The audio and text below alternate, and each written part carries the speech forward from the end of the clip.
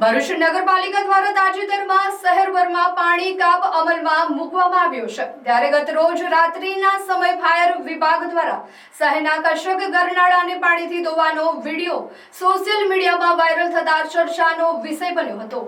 પાણીની અછત વચ્ચે સફાઈ માટે પાણીનો ઉપયોગ કરાતા કોંગ્રેસ દ્વારા પ્રશ્નો ઉઠાવવામાં આવ્યા છે। આ મામલે કોંગ્રેસના ચૂંટાયેલા સભ્યો તથા પૂર્વ વિપક્ષના નેતા શમશાદ અલી સૈયદ દ્વારા પાલિકા પ્રમુખ દેવેન્દ્ર વસાવાને રજૂઆત કરવામાં આવી હતી। તેમણે જણાવ્યું હતું કે એક તરફ શહેરની જનતા પાણીના કાપથી પરેશાન છે અને જરૂરી પાણી માટે હાલાકી ભોગવી રહી છે, અને ત્યારે બીજી તરફ ફાયર ટેન્ડર મારફતે ગરનાળાની સફાઈ માટે પાણીનો ઉપયોગ કરવામાં આવી રહ્યો છે, જે યોગ્ય નથી।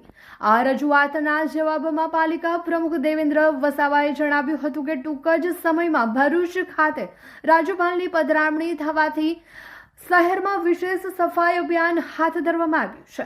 તેમણે સ્પષ્ટતા કરી છે કે ફાયર ટેન્ડરો દ્વારા પીવાનું પાણી નહીં પરંતુ સુએજ ટ્રીટમેન્ટ પ્લાન્ટમાંથી લાવવામાં આવેલા ટ્રીટેડ પાણીનો ઉપયોગ સફાઈ કામગીરી માટે કરવામાં આવી રહ્યો છે। કોઈ પણ જાતનો આજે ઉનાળો છે, આટલો ગરમી છે, આકરી ગરમી ચાલી રહી છે, સામે તહેવાર છે, પણ કશું પણ વિચાર્યા વગર આવો નિર્ણય લે છે, એનો અમે સખત શબ્દોમાં વિરોધ કરીએ છીએ। 23 તારીખે પણ અમે તાત્કાલિક આ સાંભળતા જ અમે ચીફ ઓફિસર અને પ્રમુખને ટેલિફોનિક વાત કરી, લેટર પણ વોટ્સઅપ કરીને જાણ કરેલી હતી કે આ નિર્ણય પાછો લેવામાં આવે, કેમ કે ઈદનો તહેવાર છે, તહેવારના સમયે લોકોને પાણીની જરૂરિયાત વધુ હોય છે, એટલે આ નિર્ણય પાછો લઈને તમે ઈદ પછી જે કામગીરી કરવાની જે કરો।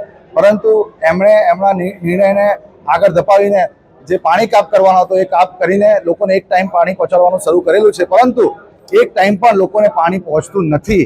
માત્ર 20-25 મિનિટ જ પાણી પહોંચે છે। અમુકના ત્યાં તો પ્રેશરથી પાણી મળતું નથી, કોઈકના ત્યાં પાણી નથી પહોંચતું।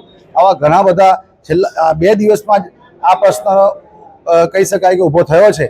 આજે ભરૂચ શહેર સંગઠન અને નગરપાલિકાના સભ્યો દ્વારા ચીફ ઓફિસર ન હતા એટલે પ્રમુખશ્રીને રજૂઆત કરેલી છે, અને રજૂઆતમાં કહેવામાં આવેલું છે કે તાત્કાલિક આ નિર્ણયને પાછો ખેંચીને ઈદના સમય દરમિયાન 2 ટાઈમ પાણી આપવામાં આવે, અને એમણે અમને બાંયધરી આપેલી છે કે આ માટેની મિટિંગ કરીને અમે તાત્કાલિક નિર્ણય લઈશું।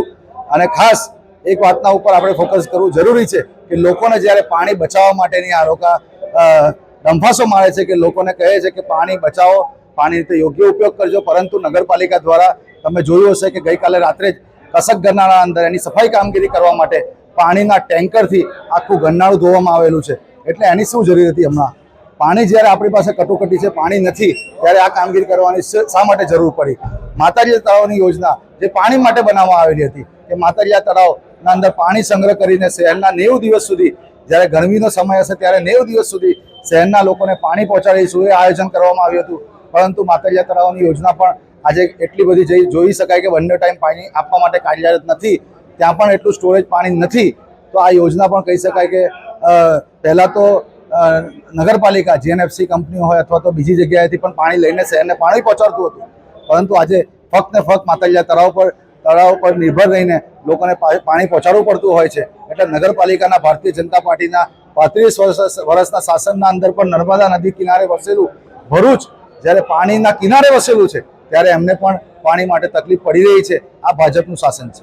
ફાયર ફાઇટર વિભાગ દ્વારા જે સુએજ STP જે પ્લાન્ટ છે એમાંથી ટ્રીટેડ પાણી, એ પાણીનો ગરનાળાના સ્વચ્છતાના માધ્યમ માટે એ પાણી યુઝ કરવામાં આવ્યું છે, અને જે પીવાલાયક પાણી છે એનો બગાડ ના થાય એની અમે સંપૂર્ણ તકેદારી વ્યવસ્થા અને તંત્રએ રાખી છે, અને નગરપાલિકા દ્વારા પીવાની પાણીની મુશ્કેલી ના પડે એ માટે પણ આયોજન અમે કરતા રહીશું। CO સાહેબ અને અમારા વહીવટી તંત્ર વોટર વર્ક્સના ડિપાર્ટમેન્ટ સાથે અમે ચર્ચા કરી અને પબ્લિકને મુશ્કેલીનો સામનો ના કરવો પડે એની અમે તકેદારી રાખીશું, અને આપ સૌએ સહકાર આપવા વિનંતી। સ્વચ્છતાના એક પ્રયત્ન થાય અને જે પણ કચરો છે, બિનજરૂરી કચરો છે એ સાફ થઈ જાય। અને આપના માધ્યમથી જણાવવા માંગુ છું કે આપના ગવર્નર સાહેબ અહીંની મુલાકાત લેવાના છે, તો આપણા ભરૂચને સુંદર અને સ્વચ્છ દિશા એક મળી રહે એ હેતુથી અમે આ ટ્રીટેડ પાણીનો ઉપયોગ કર્યો છે। क्या महंगाई ने आपका भी बजट हिला दिया है, या फिर आप भी अभी तक सही जगह पर आए ही नहीं हो? एक बार आ जाइए बजट बास्केट।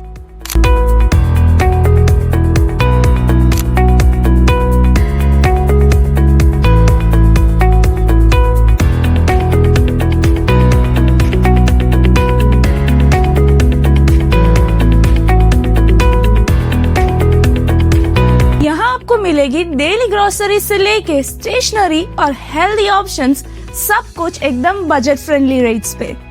किड्स के लिए फेवरेट बिस्किट्स, सुबह की चाय के लिए फेवरेट टी और अब मसालों पर भी मिलेगा जबरदस्त डिस्काउंट। हाँ, आपने सही सुना, स्पाइसेस भी अब मिलेंगे एकदम बजट में। और सिर्फ प्रोडक्ट्स ही नहीं, यहाँ मिलती है एक्स्ट्रा सेविंग। ऑफर्स इतने जबरदस्त कि आपको बिल देखकर भी स्माइल आ जाएगी। Payment via Pluxee is also available here. सुबह 7:30 बजे से लेके रात के 11 बजे तक कभी भी आओ और शॉपिंग करो एकदम टेंशन फ्री। तो अब सोचना बंद करो, स्मार्ट लोगों की तरह डिसीजन लो। बजट बास्केट तवरा रोड, मतलब अब खर्चा कम, बास्केट फुल और खुशियां भी full on. Ground floor, shop number 125, Sahajanand heights, Tavra road, Bharuch. Budget basket, बचत नो नव सरनामों। आगे की ऑफर और लेटेस्ट अपडेट के लिए हमारे इंस्टाग्राम और फेसबुक पेज को फॉलो करना ना भूलें।